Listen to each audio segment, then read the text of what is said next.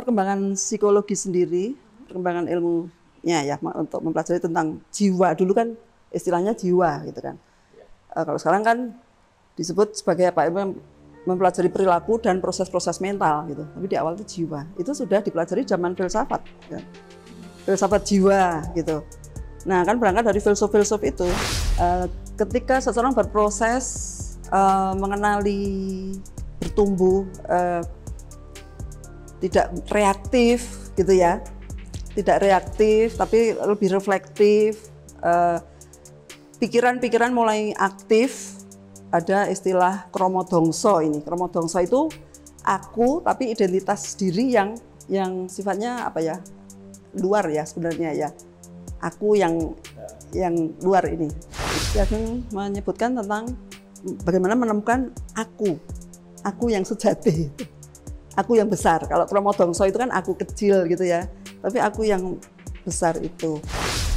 Kalau sudah ketemu tadi ya aku sejati seperti itu kan, bayangkan seperti Ki Ageng Surementaram yang tenggelam, tapi dia ada dirinya, bagian dirinya yang mengamati semua, yang tetap tenang, menyayangi, dan akhirnya ini ada kekuatan untuk bisa selamat kan, mengatasi yang rapuh, aku yang rapuh ini sebagai satu hal yang apa ya, ajaran spiritual gitu ya. Sebenarnya Surementaram sendiri nggak mau mengarah ke sana. Sebenarnya justru apa yang diajarkan itu menjaga sekali. Jangan sampai orang menginterpretasi ini sebagai sesuatu yang klinik. Dalam diri kan bisa selaras, sehingga bersih, dan ini memungkinkan untuk bisa merasakan yang sangat-sangat halus ini kan. Ini yang dijelaskan dalam, sebenarnya di karya-karya sastra Jawa dulu itu banyak dijelaskan ya tentang adanya sir double R.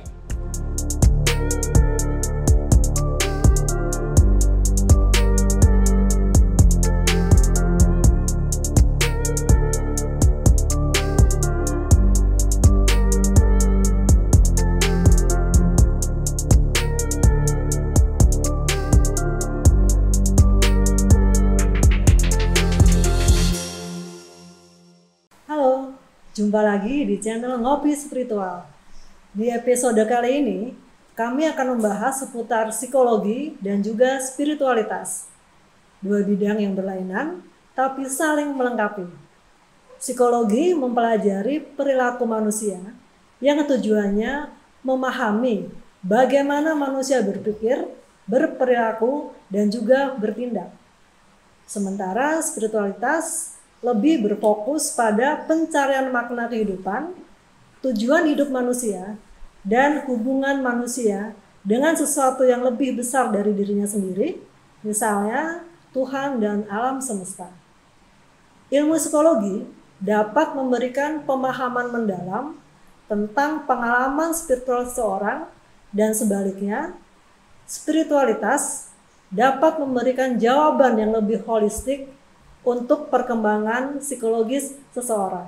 Sebagai contoh, berdoa dan meditasi dapat memberikan ketenangan, rasa tentram, dan juga mengurangi stres. Dalam konteks ini, perpaduan psikologi dan spiritualitas mirip dengan konsep kesadaran diri dan kecerdasan emosional. Keduanya harus harmonis dan seimbang, sehingga kita menjadi manusia seutuhnya. Nah, untuk membahas hal ini, sudah hadir bersama saya Dr. Nilam Widyarini, seorang psikolog yang juga mempelajari ilmu tentang proses pengenalan diri sendiri dan bagaimana menjadi bahagia sehingga kita bisa menjadi manusia sejati. Selamat sore, Dr. Nilam. Selamat sore, Mbak Dona. Kayaknya lebih enak dipanggil Ibu atau Mbak? Wah, itu dia, Mbak aja. Oke, jadi saya panggil supaya Mbak lupa juga ya. umur. Saya panggil Mbak juga ya. Iya, nggak apa-apa. Karena kita lebih nyaman. Oke, Ya. terima kasih Mbak Nilam sudah hadir di channel Ngopi Spiritual sore ini. Terima kasih, senang sekali bisa bergabung di sini. Oke, kalau gitu kita mulai saja ya. Bisa memperkenalkan diri terlebih dulu nggak Mbak Nilam? Boleh. Saya sehari-hari beraktivitas di kampus di Universitas Dharma sebagai dosen, jadi akademisi psikologi ya, ngurusi program studi S2 psikologi. Tapi selain itu, sesuai dengan tugas hidup, itu juga sebagai psikolog berpraktek di salah satu klinik di Jakarta Selatan, tapi dengan kekhususan kompetensi khusus hipnoterapi klinis atau hipnoterapi klinis yang dibalik itu adalah tentang teknologi pikiran, bagaimana menangani emosi, perasaan, gitu ya, dan yang arahnya juga semakin ke kesadaran ya. Iya, teknologi kesadaran. Nah, apa yang menjadi Mbak Nilam ingin lebih khusus gitu mendalami hipnoterapi klinis ini? Itu saya rasa itu tugas hidup ya, panggilan hidup. Tapi dengan sebagai psikolog sendiri kan ini memberi suatu fondasi untuk saya bisa punya landasan ya, untuk bisa berbagi ilmu. Kemudian membantu sesama seperti itu impian waktu awal jatuh cinta sama psikologi gitu ya, SMA seperti itu kan. Tapi kemudian ketika saya berhadapan dengan kasus-kasus klinis, saya menemukan ternyata ada teknik-teknik yang bisa saya dapatkan ya lewat sertifikasi dari salah satu lembaga, dan itu sangat-sangat membantu sekali. Jadi kalau saya membantu, saya menemukan satu hal ini yang berkaitan dengan spiritualitas nih. Ternyata itu menjadi satu kekuatan. Jadi kasus-kasus sulit klinis seperti apa itu bisa diatasi dengan sangat mudah, atau mungkin tidak bisa diatasi, tapi jarang. Saya nggak bisa mengatakan bahwa semua bisa diatasi, nggak mungkin ya. Tapi banyak sekali kasus-kasus yang sangat sulit itu bisa. Ketika saya menemukan ada suatu kekuatan yang bisa dipakai untuk mengakses sisi spiritualnya itu, sehingga itu menjadi suatu kekuatan untuk menyelesaikan masalah. Saat ini banyak Mbak yang datang, katakanlah pasien atau konseling atau apa yang datang Mbak dengan kasus-kasus harus membagi waktu ya, dengan tugas kampus ya. Jadi di tempat praktek ada, tapi jarang, karena itu butuh waktu yang panjang ya. Misalnya satu sesi itu kan rata-rata 4 jam gitu. Terus yang lain saya juga yang pro bono kan ada di kampus, kan juga ada biro yang itu melayani untuk mahasiswa atau keluarga karyawan seperti itu tuh ada gitu. Problem-problem klinis di kalangan anak muda atau lebih ke kalangan yang lebih senior, lebih tua lagi?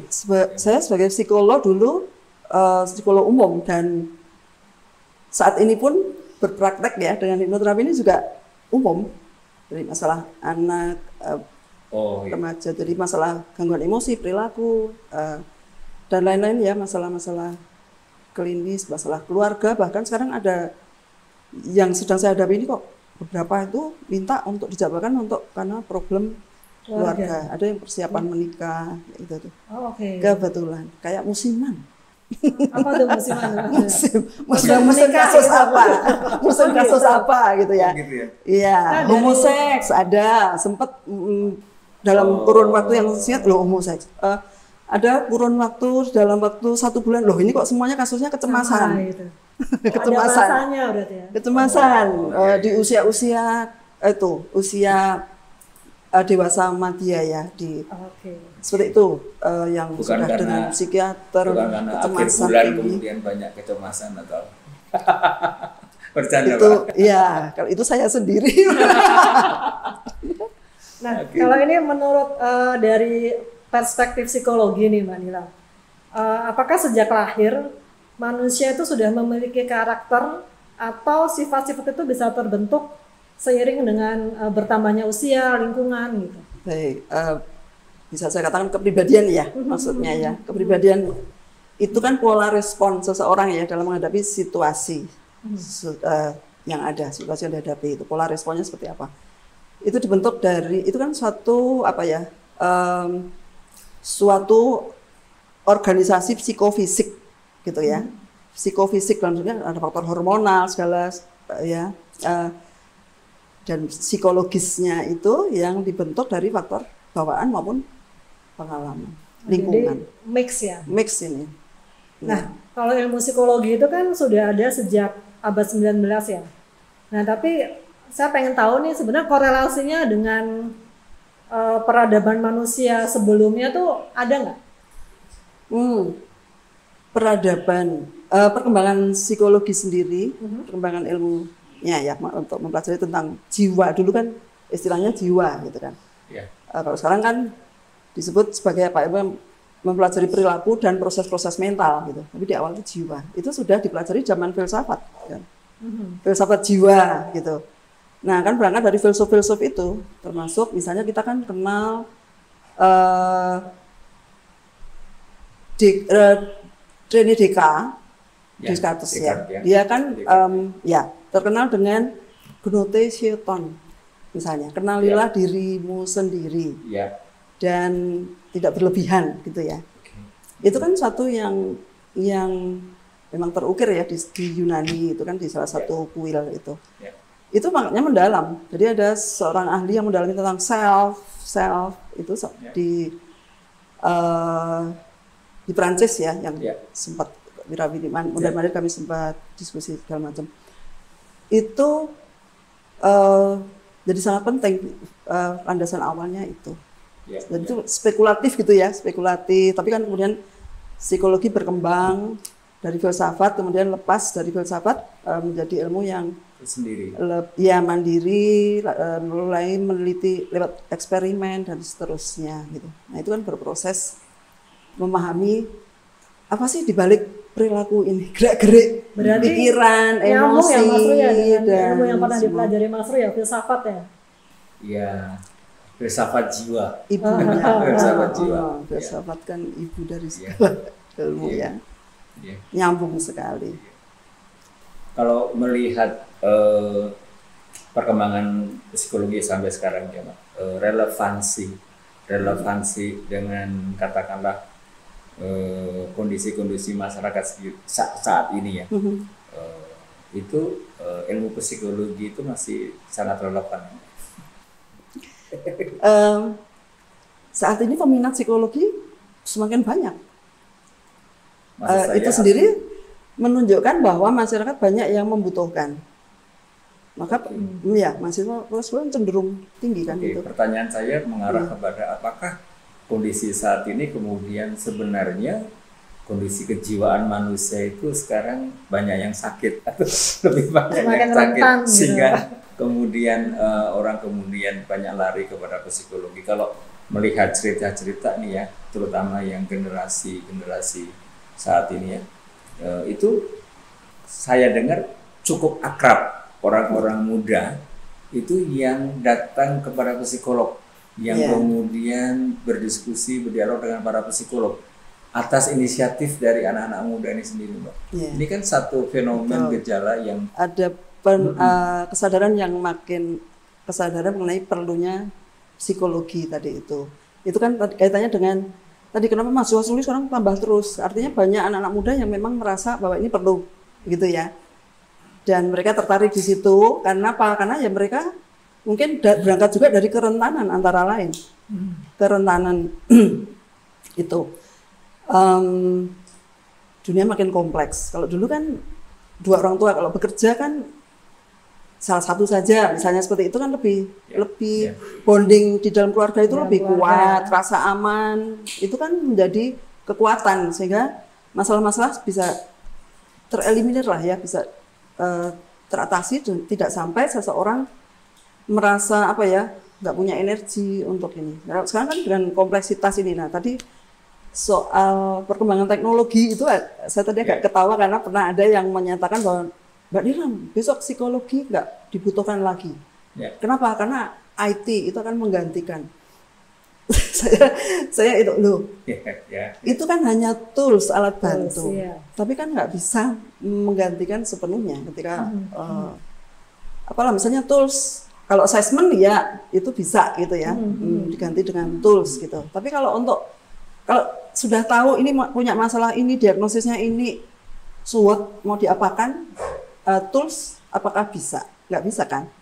Nah ini kan justru kebutuhannya besar sekali ketika dunia makin kompleks dan ya kesempatan seseorang untuk bertumbuh itu kan bertumbuh dengan rasa aman yang kuat, menemukan kekuatan cinta dari kasih sayang, cinta yang itu adalah kebutuhan hakiki setiap orang ya. Artinya itu kurang. Artinya kompleksitas dari psike itu sendiri ya Mbak, kompleksitas dari psike dan permasalahan psike itu memang kemudian tidak bisa katakanlah direpresentasi semua oleh katakanlah oleh artificial intelligence kalau sekarang ya, oleh IT, kemajuan teknologi. Iya, dengan ada stimulasi lingkungan sosial. Anak-anak sekarang kan bertumbuh dengan stimulasi lingkungan yang banyak sekali ya. Sekali berkembang kan. Itu yang membuat jadi lebih kompleks dan jadi rentan. Jadi rentan ya. Iya. Ketika kekuatan bonding kasih sayang itu sekarang berkurang ya, karena masing-masing sibuk dan anak-anak cuman dikasih HP aja gitu ya, sibuk sendiri juga gitu ya. Nah itu berarti potensi problem ke depan itu. Iya. Ini demikian memang. Kan memang semakin modern mungkin persoalan semakin kompleks, tapi ada yang menarik nih dari Mbak Nilam nih. Jadi kan kehidupan manusia modern itu memang dipengaruhi oleh nilai-nilai budaya dan spiritualitas ya. Tapi Mbak Nilam ini juga mempelajari selain psikologi Barat, nah dia juga mendalami nih ilmu Ki Ageng Surya Mentaram, Indonesia asli gitu ya. Itu dia kan seorang pangeran yang melarikan diri nih dari kerajaan untuk mencari manusia. Jadi ketika di dalam istana tuh dia tidak merasa sebagai manusia gitu. Ini sangat menarik kan. Jadi saya pengen nanya nih Bu Nilam, kenapa sih tertarik dengan ajaran Ki Ageng gitu dan relevansinya dengan kondisi sekarang tuh gimana? Kalau soal ini yang ajaran Ki Ageng, awalnya saya nggak tertarik. Tapi begitu seseorang, dia seorang dosen, almarhum dosen saya itu dulu ahli eksperimen, penelitiannya di NASA sana gitu. Ketika dia yang ngomong, itu bagus banget loh, itu tuh saya, begitu. Sebelumnya ada yang membicarakan itu di UGM nih, saya bicara tentang UGM yang perguruan tinggi yang fakultas psikologinya ya, yang banyak mahasiswanya meneliti itu, gitu kan, ada yang menulis buku dan sebagainya seperti itu. Saya tadinya nggak tertarik, tapi kemudian begitu yang mengatakan almarhum ahli ergonomi itu, saya baru tertarik gitu kan, terus baru tertarik, saya menulis di salah satu artikel, dulu saya menulis di tabloid Gaya Hidup Sehat punyanya Kompas Gramedia ya selama 7 tahun gitu kan. Nah lalu saya ditarik untuk bergabung di komunitas ini dan ya mengalir begitu saja. Ternyata ajarannya relate dengan ya pengalaman pribadi dan ini ternyata kekayaan dalam psikologi di Indonesia sendiri gitu. Kekayaan luar biasa. Yang mana itu Mbak? Ajaran Surya Mentaram. Nah ini ada yang menarik nih, yang kayaknya masih relate nih. Jadi saya baru baca-baca juga nih Mbak kemarin, ingin lebih eksplor. Jadi Ki Ageng itu mengatakan soal konsep 6 so gitu ya. Jadi sak butuhe, sak perlune, sak cukupe, sak benere, sak mestine, ro sak penake. Itu filosofi hidup yang harus dijalani manusia gitu. Nah, itu mungkin bisa dijelaskan gitu Mbak. Maksudnya secukupnya, jadi apa-apa tuh cukup aja gitu, jangan berlebihan atau gimana. Tapi sebelum saya menjawab ini tentang ajaran Surya Mentaram ya, kalau ini sebagai satu hal yang ajaran spiritual gitu ya. Sebenarnya Surya Mentaram sendiri nggak mau mengarah ke sana. Sebenarnya. justru apa yang diajarkan itu menjaga sekali, jangan sampai orang menginterpretasi ini sebagai sesuatu yang klinik. Di masa-masa itu kan kental gitu kan, klinik. Jadi dia menghindari bicara tentang itu. Meskipun kemudian dari apa yang diajarkan, yang paling utama kuncinya kan mengenai sebenarnya ini bicara self awareness, yang hasilnya adalah dalam bahasa Jawa itu pangawikan pribadi, gitu ya, mengenal diri sendiri. Ya. Nah itu nyambungkan dengan yang William James di Perintis Psikologi Amerika pun juga bicara tentang awareness kan, self awareness gitu. Tadi yang DK itu kan juga bicara tentang Gnotisieton. Mengenal diri sendiri. Nah menariknya buat di sini saya yang rasanya kayak gitu kan. Itu kan menemukan bahwa kebenaran seperti ini, pentingnya self awareness, yang kemudian puncaknya ya perkembangannya kesadaran makin tinggi, makin utuh dalam memahami realitas kan itu ya.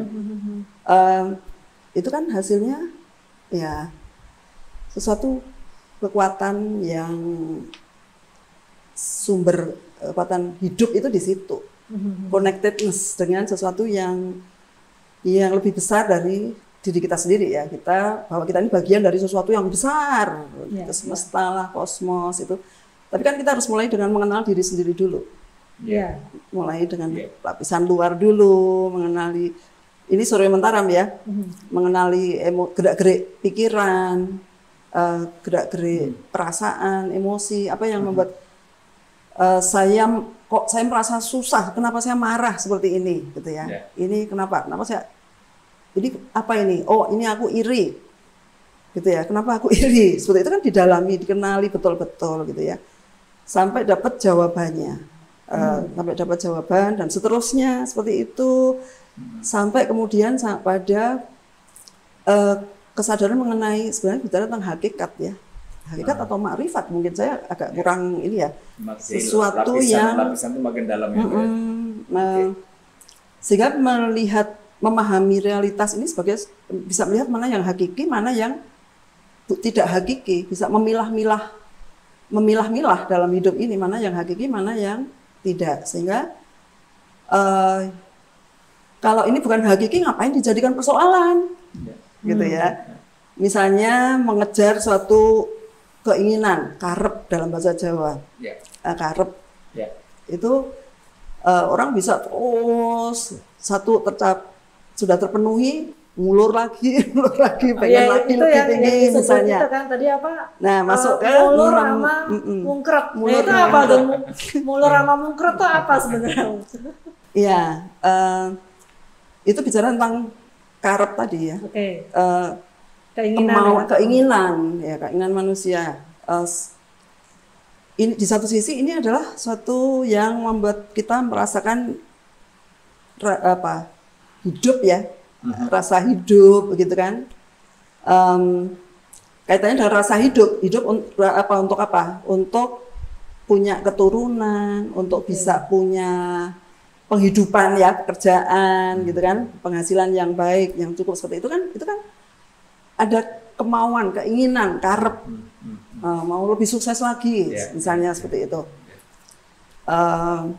Tapi bukan ya mungkin termasuk juga yang mau punya istri yang lebih cantik lagi. Jadi intinya manusia tidak pernah puas gitu ya. Itu mulur. Ya, tapi kalau nggak terpenuhi kan mungkret itu ya mengkerut ya.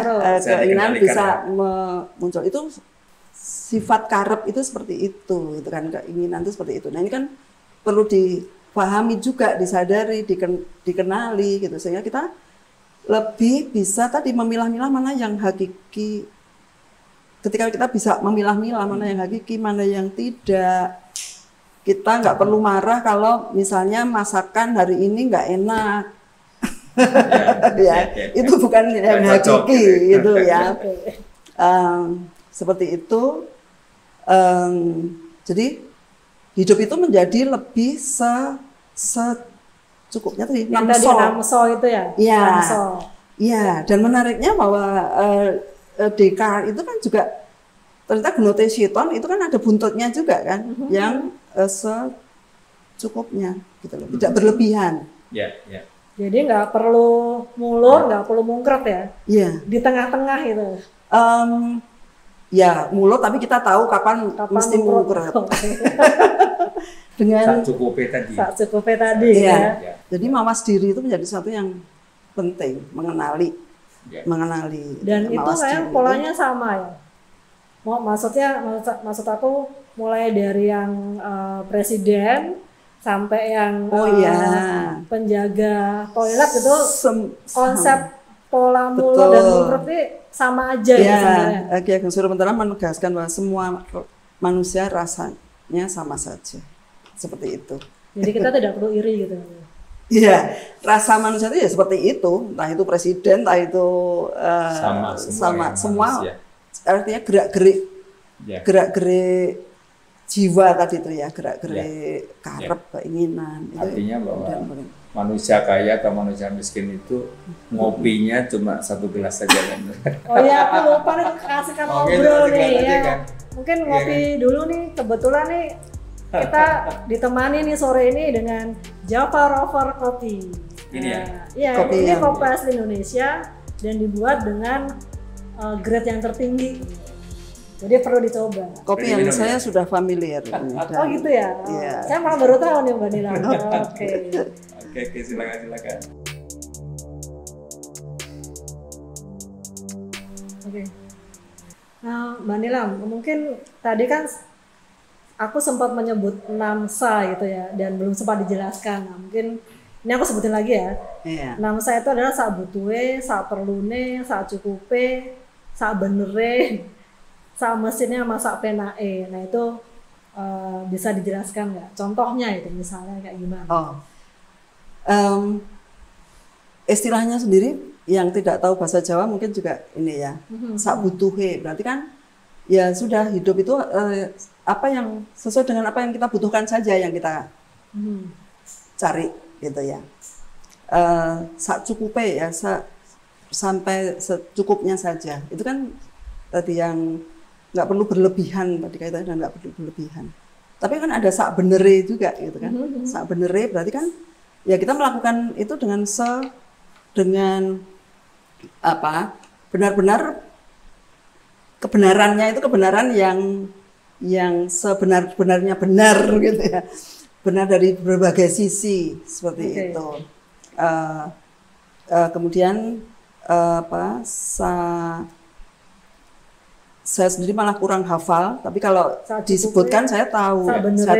Nah, ya, cukup. Semestinya. Nah, sebagaimana mestinya bahwa sudah semestinya sesuai kan di semesta ini kan ada sesuatu yang memang sudah pasti ya, kalau suatu bahwa sudah pasti kalau seperti ini akibatnya seperti itu kan memang ya. Kita juga dengan memperhatikan hal seperti itu ya, sesuai dengan yang semestinya ya begitu gitu. Jangan sampai kita tidak mau menerima kenyataan bahwa semestinya ya memang orang itu misalnya berkembang jadi semakin tua gitu kan, sudah semestinya. Ya, semestinya kita menerima misalnya menjadi semakin tua gitu kan. Karena banyak yang menolak tua. Nah, artinya ini 6 hal ini kalau menjaga untuk bisa hidup dengan tidak justru menghindari penderitaan dari sesuatu yang dikejar berlebih-lebihan. Saya tertarik yang terakhir nih Mbak. Ya. Sak penae itu interpretasinya sak penae menarik sekali itu. Ya, saya senang sekali itu. Sak penae itu sak penae ya benar-benar melakukan segala sesuatu itu dengan rasa enak aja gitu. Sak penae bahwa kita melakukan segala sesuatu itu kan memang mestinya memang kita apa yang namanya perfect. Mau perfect itu kan bagus gitu ya. Perfect. Tapi jangan sampai kita menjadi terforsir untuk itu gitu kan. Itu kan nguras energi kalau aku harus begini. Ya sudah, ini memang aku harus menyiapkan ini, melakukan ini dengan sebaik-baiknya, misalnya menyiapkan proyek tertentu ya, program apalah, itu kan disiapkan seperfect mungkin ya, detail diperhatikan, tapi ya dengan rasa enak saja gitu. Berarti itu bukan dengan rasa beban, aku harus begini, harus begini. Tapi SAPENAE itu kalau melihat urutan tadi ya, atau pemahaman sebelumnya, SAPENAE itu baru tercapai karena sebelumnya kan orang sudah sak mestine, sudah sak cukupe, ya kan? Karena sudah menerima sak mesti sak cukupe dan seterusnya itu, lalu kemudian orang bisa SAPENAE, ya kan? Karena ya sesuai dengan kehendak lah, atau sesuai dengan alam semesta. Ya karena bisa mestine ya kudu ditompo. Jadi penak. Iya. Mungkin juga itu artinya butuh proses juga gitu kan ya, untuk bisa semakin bisa penak. Oke, artinya gitu ya maksudnya. Di titik ini berarti kan dari sisi dalam korelasi dengan Ki Ageng Surya Mentaraman ini kan ada kayak semacam titik temu ya antara psikologi itu kan keadaan psike ya, SAPENAE dan dengan spiritualitas ya. Iya. Ada mulai titik temu antara psikologi sama spiritualitas di sini. Gimana Mbak memahaminya, mengalaminya? Ya. Mengenai spiritualitas sendiri, tadi Mbak Doni juga menyebutkan bahwa perilaku manusia dipengaruhi oleh budaya, lalu kemudian juga ada spiritual. Ya. Perilaku memang dipengaruhi oleh faktor internal maupun faktor-faktor eksternal gitu kan. Budaya itu kan faktor eksternal ya. Spiritualitas itu kan sesuatu yang internal. Tapi sebenarnya ini berkaitan sekali nih. Ini bicara tentang bagaimana spiritualitas ini sebenarnya kan memang ranah psikologi juga ya sebenarnya. Cuman memang tidak banyak yang membicarakan, tidak banyak gitu. Nah, salah satunya yang mengisi kekosongan itu adalah ini ajaran psikologi dari Ki Ageng Surya Mentaram ini. Salah satu disertasi di Gregoriana University ya, Romo Darminto itu di akhirnya saya punya fotokopinya. Itu menjelaskan bahwa ini sebenarnya ranahnya bukan soal teologi tapi lebih ke psikologi. Maka juga psikologi UGM kan juga subur sekali ya, banyak yang melakukan penelitian mengenai ajaran Surya Mentaram ini gitu. Nah, spiritualitas dalam arti begini, kesadaran yang sampai pada satu kesadaran yang lebih utuh tadi itu loh. Surya Mentaram itu membatasi diri seperti itu gitu. Ketika seseorang berproses mengenali, bertumbuh, tidak reaktif gitu ya, tidak reaktif tapi lebih reflektif, pikiran-pikiran mulai aktif. Ada istilah kromodongso ini. Kromodongso itu aku tapi identitas diri yang sifatnya apa ya, luar ya sebenarnya ya, aku yang luar ini kromodongso ini sifatnya apa? Selfish, mau sewenang-wenang, mau enak sendiri gitu. Jadi setiap orang punya sisi itu, punya sisi ini, punya kromodongso. Itu kan kaitannya dengan kalau bicara tentang perasaan, pikiran, itu yang selalu diutak-atik ya mengenai dari ajaran Surya Mentaram itu. Gerak-gerik pikiran ini kromodongso mau enak sendiri seperti itu. Kalau diikuti secara impulsif gitu ya mau itu kan selfish ya. Tapi kalau orang reflektif itu pada akhirnya akan menemukan misalnya memahami diri sendiri ya. Lihat orang lain sewenang-wenang. Itu bisa tetap tenang. Kenapa? Karena ketika reflektif juga bisa menemukan bahwa itu kan dia sebagian dirinya yang sewenang-wenang, tapi kan dia tetap memahami lebih utuh gitu. Dimulai dari mengenali diri sendiri dulu gitu. Ini ada bagian diriku yang ini, aku marah sekali, dendam banget rasanya karena aku diperlakukan kayak gini misalnya gitu ya. Tapi kan tetap ada bagian diri yang lain yang bisa mengamati ketika dibiasakan melakukan apa? Refleksi gitu. Ya refleksi diri itu, mawas diri seperti itu kan, tetap bisa oke, ini ada bagian diriku yang seperti ini. Nah, ketika menemukan orang lain melakukan hal yang sama, itu bisa memahami, menerima, oh oke. Sehingga ada rasa, oh dalam bahasa Jawa itu dudu kowe. Orang lain itu bukan lian. Iya, orang lain itu bukan lian. Bukan lian. Duduk dan ya duduk kowe. Bahwa ini bukan kamu. Dalam arti bahwa tetap menyadari, memahami orang itu utuh begitu ya. Kesadaran tadi yang kesadaran tadi. Ada rasa sama dari dalam hal ini, kemudian muncul rasa sama. Kalau orang lebih reflektif akan muncul sama dengan orang lain sehingga yang ada damai gitu. Kesadaran juga tidak berkonflik kan. Kesadaran juga masuk ranah psikologi juga ya. Ya, justru itu ranah yang sudah sangat awal sekali dari kesadaran itu. Freud di sekolah psikoanalisa itu kan abad 19 itu kan awalnya kan memang bicara tentang kesadaran itu kan, pikiran sadar, bawah sadar itu kan zaman psikoanalisa.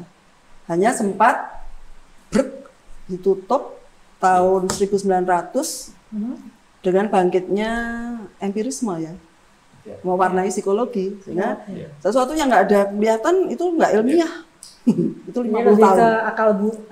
Lebih ke akal ya. Lebih apa yang nampak saja, bahkan kesadaran ini di nomor 50 tahun psikologi dalam kondisi seperti itu, tapi tahun 1950-an itu mulai disadari lagi, waduh miskin sekali psikologi kalau seperti ini, sehingga mulai digali lagi dan kemudian lahirlah sekitar tahun 2000 ke sini ya, psikologi transpersonal. Ya, itu yang fokusnya pada tentang kesadaran. Ya, tokoh utamanya Wilber misalnya tuh. Wilber itu salah satu teorinya adalah bicara tentang spektrum kesadaran, lapisan kesadaran, dan yang tertinggi spiritual. Yang tertinggi spiritual. Kesadaran spiritual. Apakah ada di psikologi atau tadi di Ki Ageng Suramentaraman mengenai konsep manusia sejati? Ada, Ki Ageng menyebutkan tentang bagaimana menemukan aku yang sejati, aku yang besar. Kalau Kromodongso itu kan aku kecil gitu ya, tapi aku yang besar itu. Beliau sendiri mencari itu sebenarnya, perjuangan itu mencari aku itu ya, dan itu kan aku baca juga kan, jadi makanya kenapa dia keluar dari istana gitu kan, dalam perjalanan mencari aku, dan itu dia udah belajar kemana-mana dan belum ketemu gitu sampai akhirnya pas dia tidur dia tiba-tiba terbangun gitu, terus dia bilang wah aku sudah menemukannya gitu. Terus istrinya bertanya gitu kan, sudah menemukan manusia, ya aku ini gitu. Jadi memang ya aku sendiri itu ternyata selama ini yang dicari itu dari pengalaman sendiri, gitu beliau mau tenggelam di Kali Opak. Tenggelam saat kan ada bagian dirinya yang takut tenggelam kan, takut mati kan. Tapi ada bagian diri yang mengamati semua itu dengan tidak takut dan akhirnya kan selamat dengan itu. Nah dari situ itu akhirnya menemukan aku sudah ketemu. Perjalanan menemukan aku ya. Menemukan aku yang adanya mengerti yang ada yang cinta kasih. Nah itu kan universal sekali kan. Aku yang adanya adalah cinta kasih. Welas asih. Iya. Dan ada yang menarik juga ya. Jadi luar biasa. Kalau tidak salah nih Mbak Ya, ketika aku baca jadi dia juga ya udah kita tuh hidup hari ini aja, jangan memikirkan masa lalu, jangan memikirkan masa depan. Jadi ya udah kita karena kalau terlalu memikirkan masa depan tuh jadi khawatir nggak perlu gitu ya. Kalau yang masa lalu tuh jadi penyesalan. Nah itu gimana tuh, lebih detailnya gimana tuh? Kaitannya dengan energi sebenarnya ya kalau. Jadi menarik nih ngomong energi. energi itu adanya hari ini kan. Kopinya mau ditambah nih kalau itu. Oke, energi itu adanya hari ini. Energi kan adanya hari ini gitu kan ya. Menarik. Tapi ngomong-ngomong tentang energi juga di psikologi sebenarnya enggak banyak. Meskipun sekarang ini ada asosiasi psikologi energi di Amerika. Asosiasi Psikologi energi itu ada gitu, udah berontak, cuman belum jadi sesuatu yang dikenal luas. Next gitu tema, ya. nanti next tema dengan. Tapi sedikit bocoran energi itu hari ini tuh gimana? Saya masih bingung nih. Now itu kan bukunya Eckhart Tolle itu kan bicara tentang the power of now. Ya udah ini, ya itu energi itu adanya hari ini. Kalau kita mikir yang kemarin udah nggak ada. Jadi ngapain disesali gitu ya? Ngapain disesali seperti itu. Ya itu itu lain lagi ya. Yang topiknya lain. Ya kalau di psikologi itu sudah mulai di transpersonal ini, psikologi transpersonal tadi yang bicara tentang kesadaran ya udah mindfulness. Nah, ada terapi mindfulness, meditasi juga itu. Ada yang mindfulness. Akhirnya kan itu psikologi transpersonal. Sama itu dia menyimpulkan bahwa kebahagiaan itu tidak tergantung waktu dan situasi. Jadi saat orang bahagia itu kalau sudah bisa memahami aku dan memahami diri sendiri gitu ya Mbak Nilam ya. Iya. Ya karena dia hidup di present time kan, hidup sekarang ini saat ini. Iya. Ya menikmati saat ini, mensyukuri saat ini. Ya kan? Iya.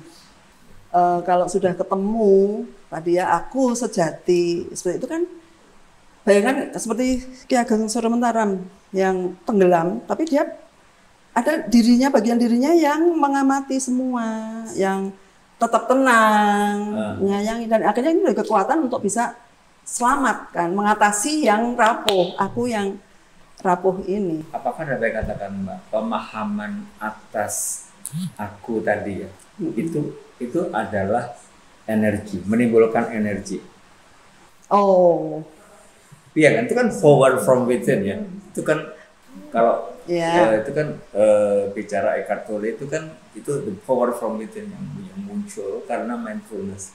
Akhirnya menimbulkan energi yang luar biasa, misalnya itu surviving, berjuang, terus nggak bisa menyerah. Kalau ini saya yang biasa jadi pegangan saya adalah risetnya David Hawkins. David Hawkins memang spiritualis ya, lalu dia kan melakukan riset-riset ukuran energi seperti itu.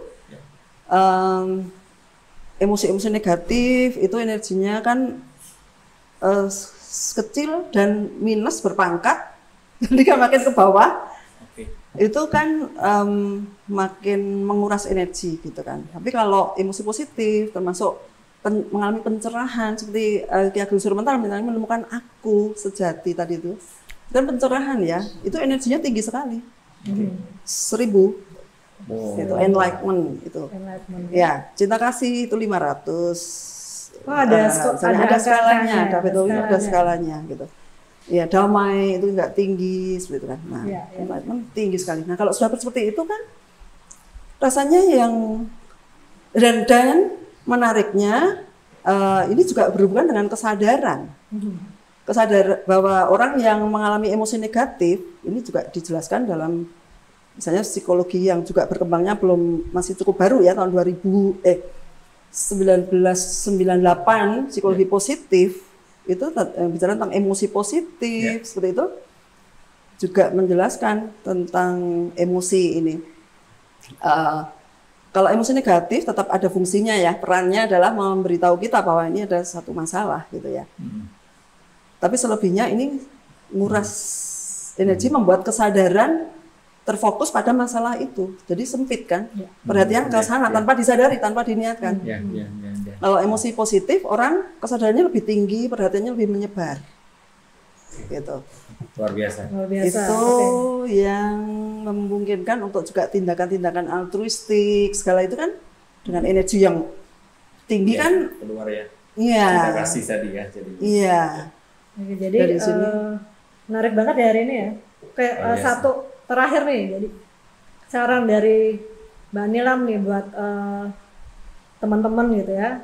Kalau ingin menjadi manusia sejati, nah itu apa yang harus dilakukan?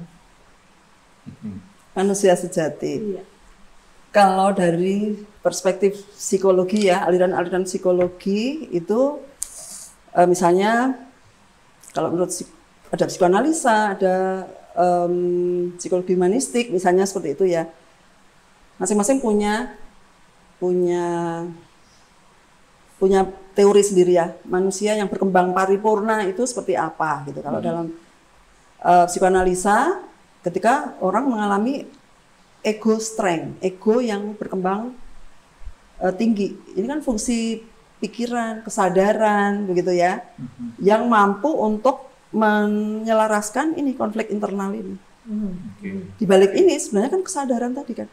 Bisa mengenali apa yang ada di dalam diri, yang ada di bawah sadar, sehingga bisa menyelaraskan. Jadi mekanisme pertahanan ego itu dengan kesadaran itu membuat akhirnya bisa terjadi solusi untuk konflik-konflik internal ini. Ya, misalnya dengan sublimasi, dorongan primitif, id ya namanya ya. Ini bisa disublimasikan menjadi dorongan yang selaras dengan super ego yang isinya adalah nilai-nilai luhur gitu ya. Itu bisa diselaraskan oleh ego yang berkembang dengan kuat ini, dengan kesadaran tadi. Tapi banyak mekanisme pertahanan ego yang tidak dengan kesadaran otomatis, itu berarti dari bawah sadar otomatis itu menimbulkan masalah. Karena jalan alami yang tidak dengan kesadaran yang itu kan masih primitif gitu kan. Nah, itu psikoanalisa. Psikohumanistik satu contoh misalnya Maslow. Maslow banyak orang yang kenal itu ya, hierarki kebutuhan itu kan. Itu kan suatu proses yang perkembangan tertinggi adalah ketika seseorang mencapai aktualisasi diri gitu ya. Kalau di manajemen kan teori ini cuma dibutuhkan kebutuhannya apa sih bisa memenuhi kebutuhan. Tapi sebenarnya teori ini sangat spiritual. Maslow itu yang menjelaskan tentang spiritualitas itu dengan mulai agak lebih jelas gitu. Kita kan bicara tentang orang yang mengaktualisasikan diri. Ini Maslow bicara tentang spiritualitas, transendensi. Jadi orang yang mencapai perkembangan yang puncak ini ketika orang sudah mengalami transendensi, merasakan kesadaran yang aku adalah bagian dari yang besar ini, seperti itu kan. Dan sering mengalami jadinya salah satu ciri orang ini adalah peak experience, pengalaman puncak yang ada pengalaman spiritual. Merasakan keagungan Tuhan, memiliki kekaguman sesuatu yang besar, ini merasakan harmoni dari bagian dari yang besar, tapi merasakan selaras dan punya peran dalam luar biasa satu dimensi yang besar ini. Seperti itu kan menimbulkan kebahagiaan yang luar biasa. Makanya itu bahagia itu sehat secara psikologis itu. Jadi istilahnya, kalau saya pakai istilah lain sebelum menutup nih Mbak, artinya ketika orang itu semakin transenden, itu semakin imanen. Semakin ketika akunya itu juga menemukan aku yang lebih besar, dia makin eksis, untuk men-treatment dirinya sendiri di dunia ini ya, jadi Mbak, kira-kira. Jadi makin ngempel, makin jadi. Ketika orang membuka diri, justru ketika orang membuka diri kepada yang besar. Bagaimana tadi self-awareness tadi itu sebenarnya mulai dari diri sendiri, menemukan pada akhirnya kita akan menemukan suatu di dalam diri kita itu ada satu palungan hati ya.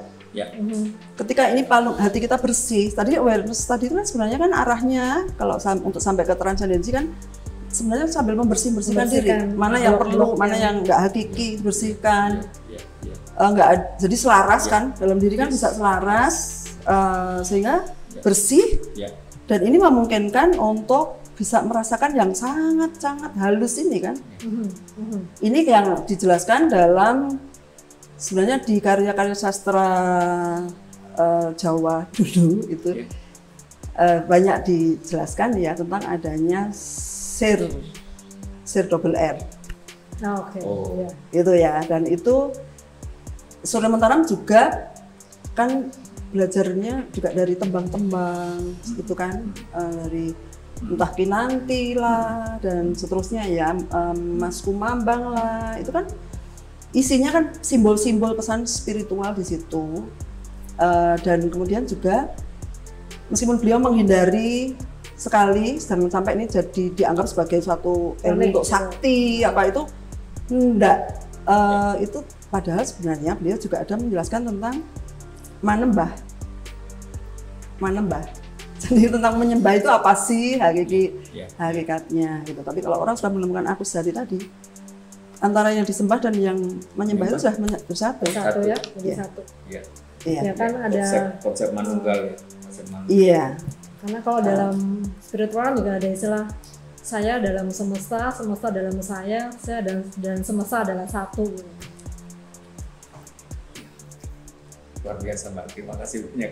Berarti next kita bisa dong ngomongin soal tadi tembang-tembang Jawa itu ya Mbak. Oke, terima kasih banyak waktunya Mbak Nila. Terima kasih Mbak Nila. Sama-sama.